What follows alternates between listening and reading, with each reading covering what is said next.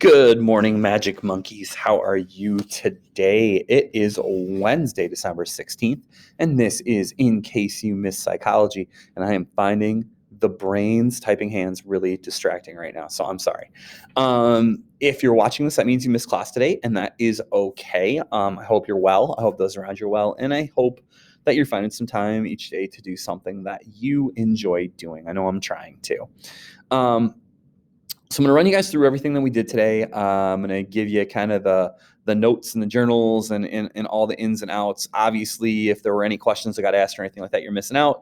So if there's anything you're thinking about in looking at this, you're like, oh, I want to know this, please reach out. I'm here. I'll help you out. Chat me, email me, text me, whatever. Okay. So first of all, today is, like I said, 12/16, and we're going to do the last journal today. And so you're going to need to plot out 8 minutes. You could either do it right now and then pause as soon as we get done, pause the video and write, or you could do it afterwards. Today's a little bit more complicated topic. So there you go. So anyway, today is 12/16. This is number 10. And I guess for a shortened topic, just sort of random story. So what you're going to do is I'm going to give you a story starter today. And you're going to write just like a random story. It's going to be like that random dream that you have, that weird one that pops in your head. They're like, what the hell was that? That's going to be the goal today. So today's story starter is, it was a cold night in my house. I had just gotten into bed when I heard the creaking sound. It was a cold night in my house. I had just gotten into bed when I heard the creaking sound.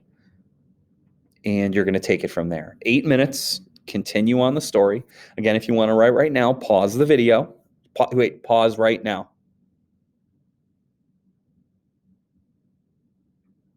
Okay.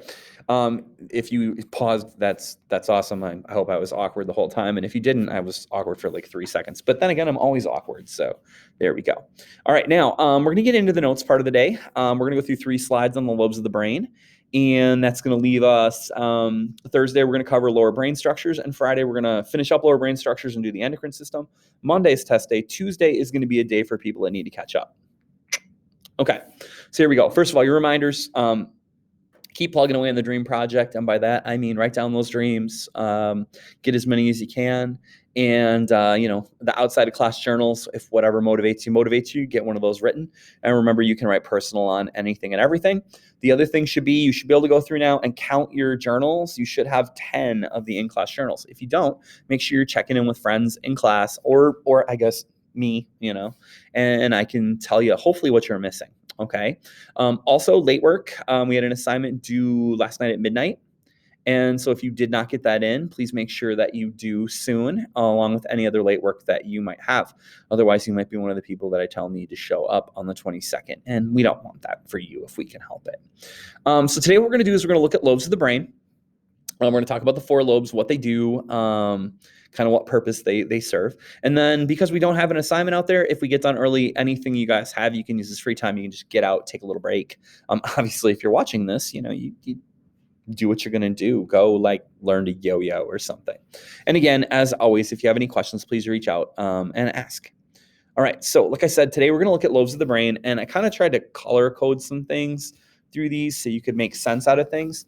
So yesterday we talked about the hemispheres. You have the right hemisphere and you have the left hemisphere, and they control the opposite sides of the body. And we talked a little bit about what the different hemispheres do, and we talked about the fissure and the central, or the longitudinal sulcus and the longitudinal fissure, same thing.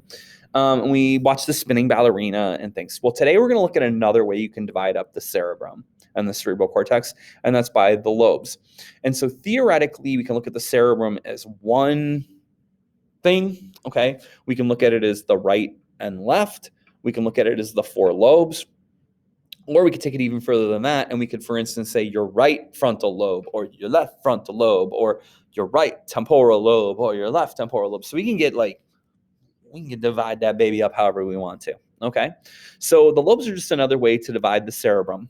And I tried to put a diagram that was a good one. Now, obviously, we're looking at the left side of the head, looking forward. Oh, I'm sorry. I always forget and point the wrong way. Looking that way. It's always the opposite. It's opposite hands. looking that way. So you get to see the left hemisphere's lobes highlighted in different colors. And so, like I said, there's 4 lobes. We're going to go a little bit into what each one does on the next few slides, but I color coded them. Sorry if the yellow is a little hard to see, but I wanted to make it easier on you. So the frontal lobe is in like that pinky salmon color, and that's obviously in the front of your brain, and it has a lot of functions, and we're going to spend the most time talking about that. You have the parietal lobe kind of middle back a little bit, highlighted in the yellow, parietal, that's how you say it, parietal.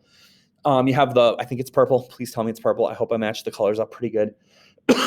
Sorry. The occipital lobe, which is in the back, controls vision. And then you have the temporal lobe kind of in the aqua, blue-green color along the sides here, okay? Now, those are the 4 lobes. Everybody's probably got every one, unless, of course, something has happened brain surgery-wise, brain damage-wise. They used to do these things called lobotomies where they would remove the frontal lobe, but you haven't had a lobotomy, so we're not going to have to worry about that. All right, we're going to start off by talking about the frontal lobe. Again, I picked a diagram that the frontal lobe is highlighted in, and the eyes are facing that way. Okay, so the eyes would be, I'll take my mouse pointer over here. The eyes would be right here, just to give you some perspective. Now, the frontal lobe is where most of your complex functioning goes on. And by complex function, I just basically mean anything that you do that is voluntary, thought-based, emotion, control, different things like that. So honestly, it's the core of your personality. It's what makes you you. It's what makes you funny. It's what makes you interesting. It's what is your skills and your abilities you have that are unique. If you can dance, if you can sing, well, we can all dance and sing. It's maybe not very good. I can't dance or sing very good, sorry, my mastery of the English language isn't that great either.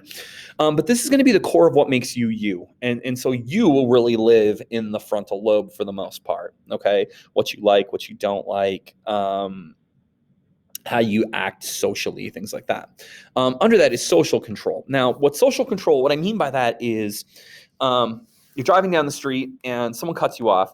Your first instinct would be, God, I would love to just jump on the gas and just... But you understand that you can't do that. You understand that you can't walk across the room and slap someone in the face. You understand that you can't just tell someone to F off when you're at work. You understand that because the rules of how to behave in society are there. Now, the emotional part of you, that's someplace different. The Hulk smash or flip off person, that lives in a different part of your brain. And we'll talk about kind of the relationship between those two things as we go through the slide and a little bit tomorrow. All right. Some of your long-term memory is housed here. Long-term memory is kind of all over the place, but a lot of your long-term memory is here. Long-term memory are things that happen to you basically at any point in your life, other than maybe like the last 90 seconds to an hour, and those memories live there. So your 5th birthday party, what you got for Christmas last year, what you had for dinner last night, those things all live in your long-term memory. What 3 times 2 is, for instance. God, I hope you're not going like this. Those things all live in your long-term memory. Your ability to re-experience past events, to almost visually see yourself doing something. When I was 9 years old, I finally learned to ride a bike without training wheels. Okay. My first trip around the block, we had kind of a kidney bean shaped block, sharp corners at the curves at the end. I was riding around with my friend Dave. The guy hit me in the head with a baseball bat. If you were with me in American history, we got to the first curve. I wasn't sure about getting around, so I actually got off my bike and walked around the curve. Dave was really rude to me. He made a lot of fun of me, called me all kinds of names and things like that. And I got back on the bike and I rode, and we got to the next curve. I walked it again, and he made fun of me again. So I, in my head, decided I was gonna ride around the curve. Well, I rode too aggressively, and I'm one of those bikes where you pedal backwards for the brakes. And so when I finally decided to brake, my bike kind of went like this, and I slammed into a telephone pole. Except I didn't want to bend up my new bike, so I stiff armed the telephone pole, and I compound fractured my arm. The bone was actually out of the skin. I have a very clear remembrance of what that looked like, the events, what Dave said. Jeff Kuby's sister walking out of the house and seeing my arm just like flopping all over the place, and how she reacted. My ability to re-experience that, or my ability to go, oh, you remember when you guys were freshmen and this thing happened, lives in my frontal lobe. Okay. Your problem solving is there. I'm not just talking about math problem solving. I'm also talking about, whatever the thing was that you wrote about yesterday for topic number 9 and the possible solutions you came from. And then your language usage and rules that if you're doing good, that means you're actually in the act of doing something will help people. But if I ask you how you're doing well. Okay. I before E, except after C, who and whom. Don't end a sentence with a preposition. Those kinds of things go there. Not just that, but also how to form different letters with your mouth and your tongue to make sounds. Okay. This area is very densely packed with cells. There's a lot of neurons here because there's a lot going on. Whatever makes you is complicated. Now, an interesting case of the frontal lobe showing kind of what the importance of the frontal lobe is this guy named Phineas Gage, who actually is right here. Phineas Gage used to have 2 functioning eyes and no serious scar. This is Phineas Gage's skull. Now you can see in Phineas Gage's hand, there's like a steel rod. It was about 3 feet long and about yay big around. So I don't know, a baton from track, maybe a little smaller than that. Phineas Gage was a railroad worker in the 1840s, and there was an accident where an explosion caused a steel rod to go up left side, or I'm sorry, point on my right side. Left side, it went up through here and came out the top of his head completely. It didn't get hung up. It right through like a bullet. And obviously it took out his left eye, but it also went through his brain and it severed some of the connections between his frontal lobe and the parts of your brain that control emotion. And what we found in Gage, though, is that your more logical part of your brain gets the messages last. Your Hulk smash gets it before Hulk shouldn't smash because Hulk could end up in jail. And so Phineas Gage became this extremely emotional creature who is incapable of a lot of social control things. Usually I'd show you guys a little video on Phineas Gage, about 5-10 minutes. It's really cheesy. I more or less make fun of the special effects through the whole thing, but it talks a little bit about this. He survived. He lived for a chunk of years after this, but he was never quite the same. Memory was a little but social control and like the rules of society were impaired. He went Hulk smash or that girl's pretty, I'm going to kiss her without any okay from people, you know what I mean. All right. In the very back of the frontal lobe is the motor cortex, which controls voluntary movement. Like for instance, we said my right arm is moving right now. There is a spot on my left motor cortex that is causing that to happen. And so each part of your body that you can move, I'm wiggling my pinky toe right now. Oh, I have to think about it inside my shoe. Hard to do. Try this at home. If I'm wiggling my right pinky toe, there's a piece on my left motor cortex that's causing that to happen. Voluntary movement. Okay.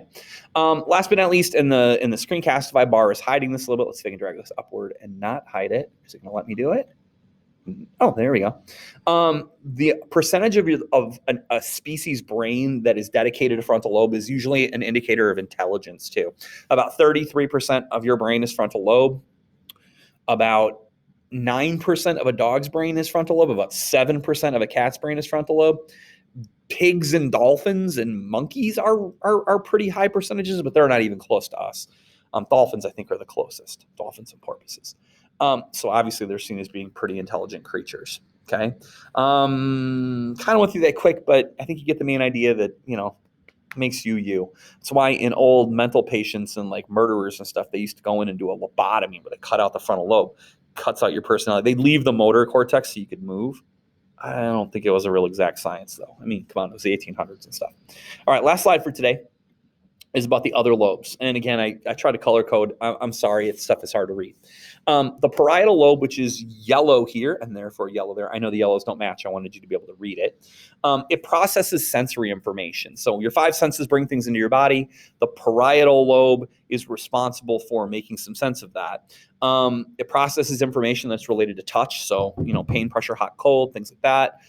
Is something touching me? There's only one spot on your body that doesn't work, and I can't do it because it's so small, but you've got a spot along the middle of your spinal cord, I don't know, low back, where there's like a pinprick spot where you don't have any feeling. I don't understand why that is. That in your brain doesn't have any feeling. Like you can touch it and people don't feel it.